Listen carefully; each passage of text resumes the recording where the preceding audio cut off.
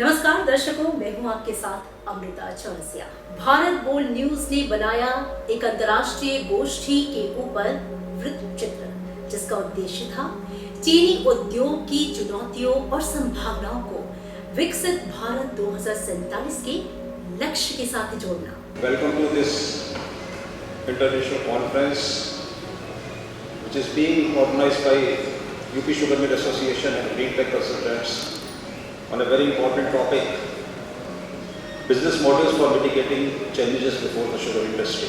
चीनी सिर्फ एक उत्पाद नहीं है, बल्कि ये भारत की कृषि, ऊर्जा और ग्रामीण अर्थव्यवस्था की धड़कन है।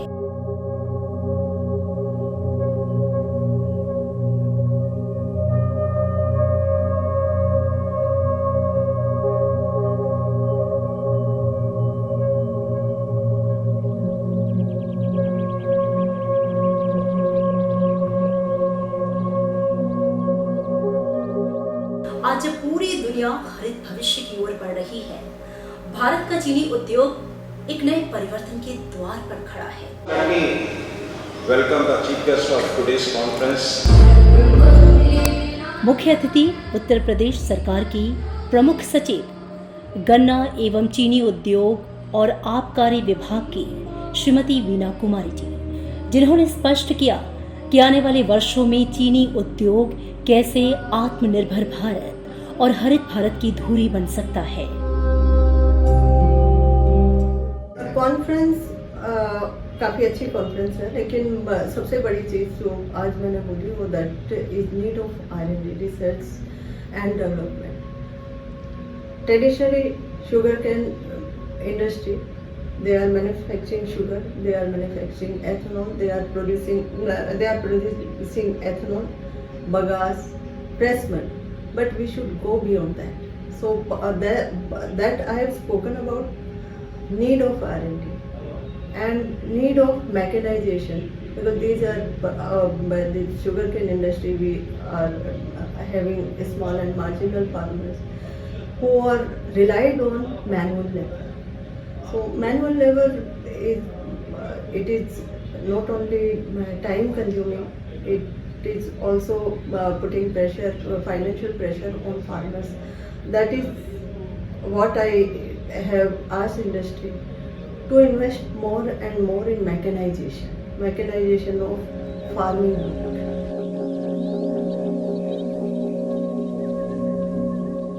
They have done a lot of work, but even then, they should take care of what farmers need. It is not what industry need.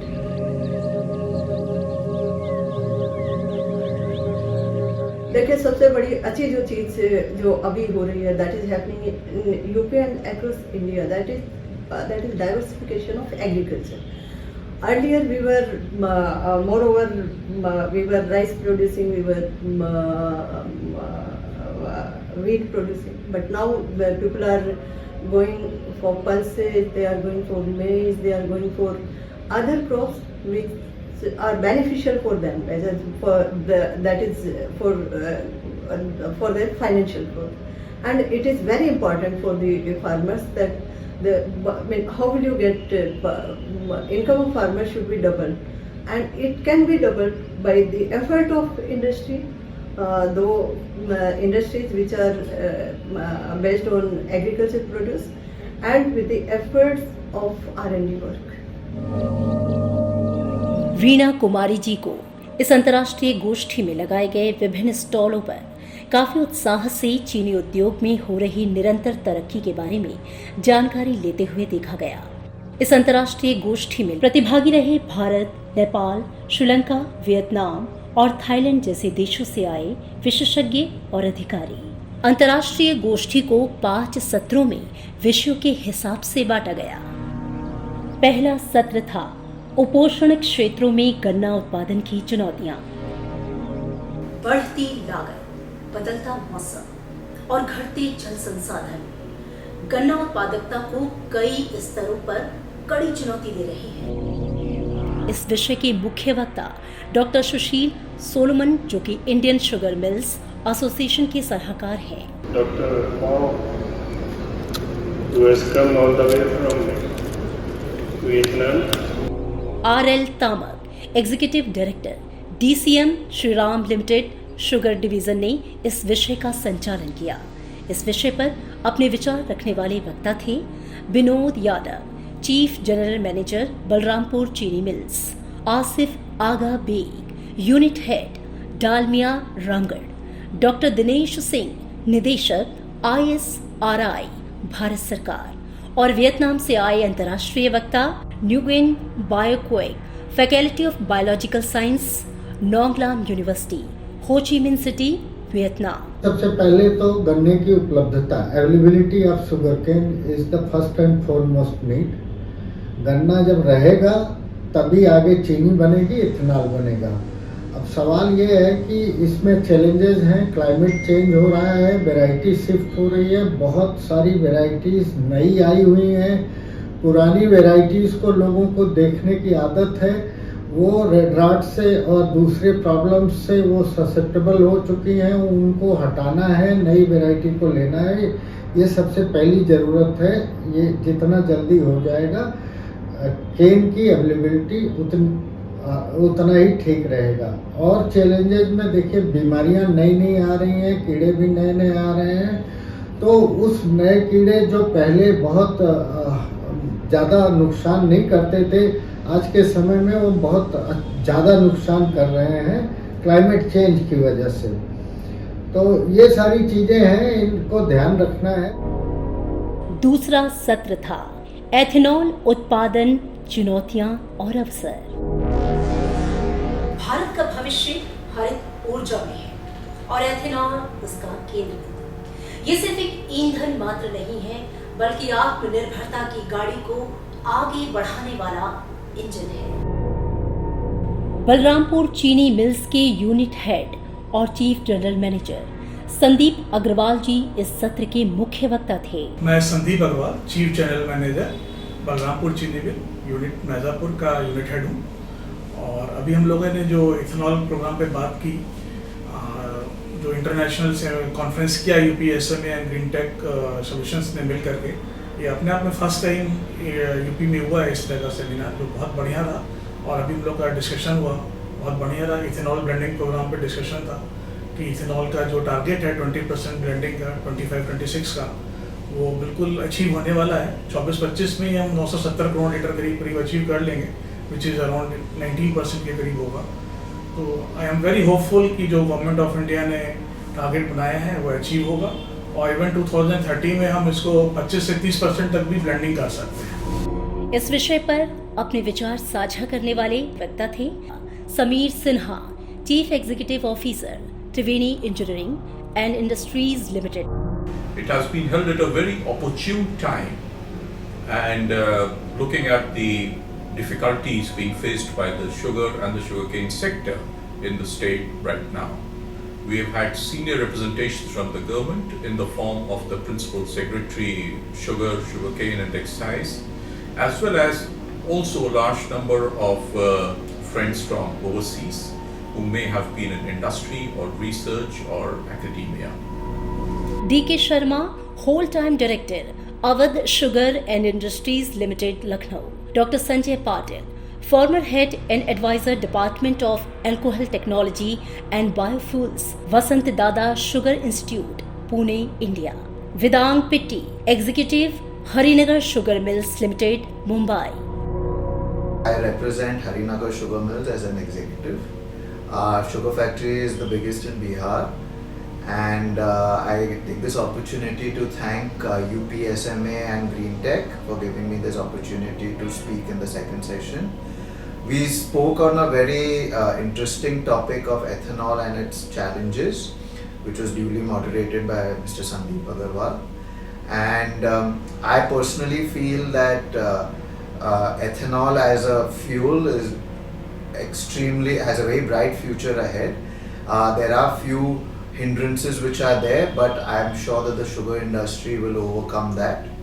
And I also feel that the future of ethanol and as well as maize, we should not be as competitors, but we can coexist for getting the Prime Minister's dream of 20% blending, and by 20% we can go by 2030 to even 30% blending with the efforts of both the sugar industry as well as the grain-based industry.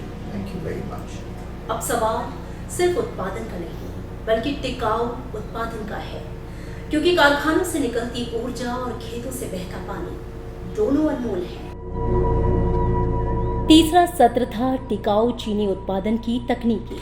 इस विषय के मुख्य वक्ता professor Narendra Mohan, ex director NSI, adviser ISME managing director green tech consultants थे। I'm Narendra Mohan. I was director National Sugar Institute Kanpur, and now I am working as a managing director Green Tech Consultants. Today, UP Sugar Mill Association and Green Tech Consultants jointly organized a conference which is on business models for mitigating challenges before the sugar industry. As we know, sugar industry in every country is facing challenges in one form or another. In India too, we are having challenges, and collectively we are trying to find out ways and means to mitigate the problem. Now, if we talk about the global sugar industry has learned a lesson that making sugar is not going to make sugar industry viable, competitive and sustainable all the times. So we have to look beyond sugar. So today what we are going to talk about, various business models, how to exploit the entire sugarcane value chain, because sugarcane is a divine crop. From sugarcane you can make sugar, but apart from the sugar you can make many more other products which are value added products. Like you are getting juice, making sugar, the fiber you are getting, you can make 2G ethanol, you can generate power, the molasses you can make ethanol, the filter cake, another byproduct from the sugar industry, you can make compressed biogas. So what we talk about make sugar, but also make biochemicals, bioplastics, bioproducts, and you can also provide biowater to the society. So that way, depending upon the local circumstances in different countries, you have to look for sugar balance, sugar demand and supply, and what to do with the excess sugar you are having. Do you want to make ethanol? And then what to do with the byproducts. So this is all about depending upon the local scenario, readiness of the technology, market, what options we should have, what business model we should have, plan A, plan B, plan C. So this is all about where we have called people from different sugar producing countries of the Southeast Asia.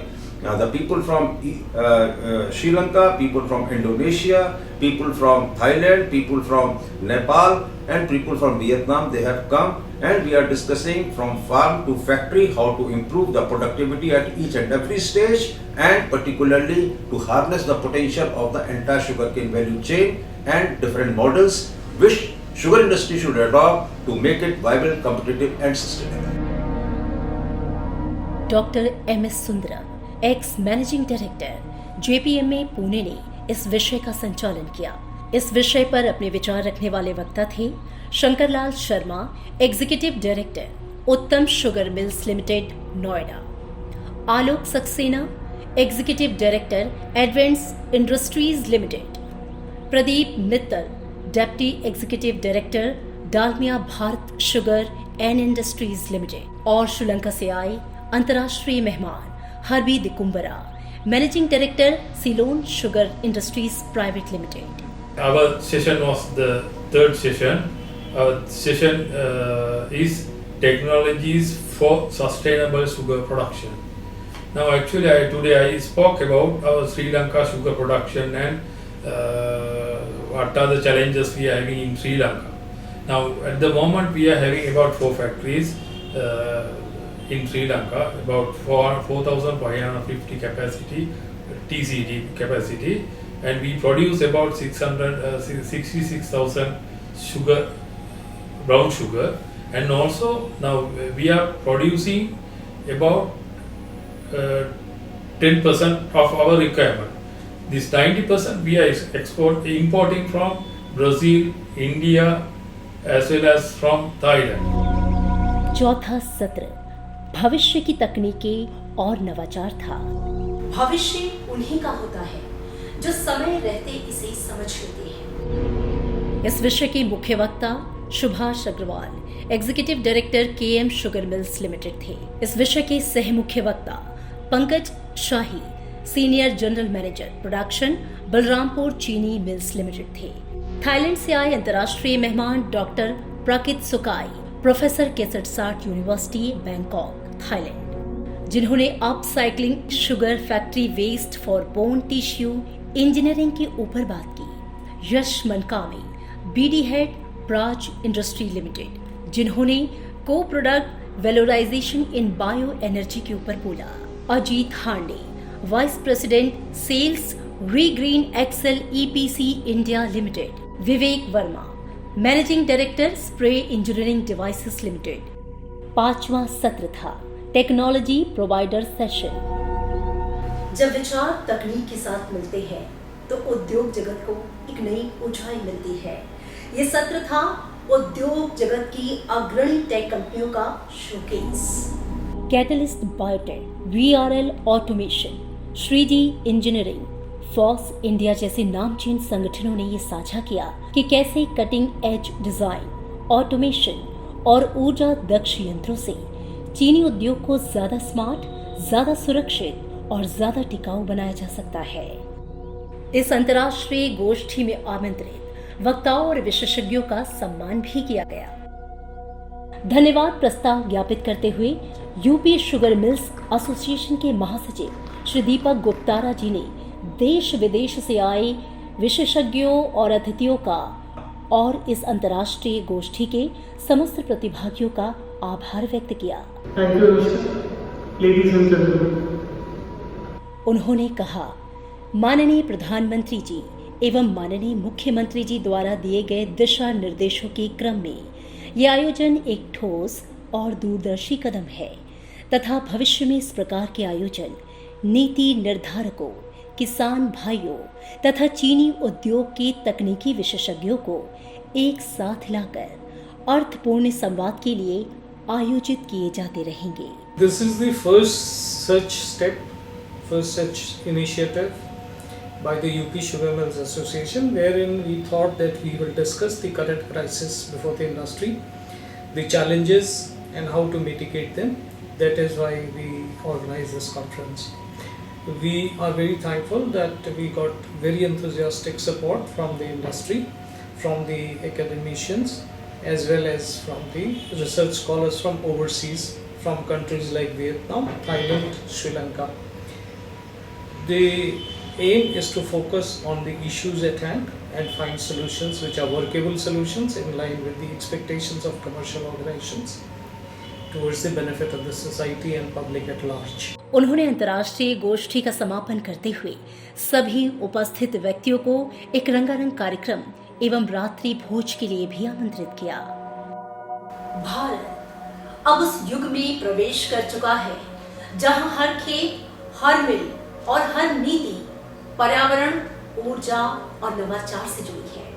चीनी उद्योग की इस हरित यात्रा में शामिल होना सिर्फ उत्पादकता को बढ़ावा मात्र देना नहीं है, बल्कि राष्ट्र निर्माण का एक संकल्प है।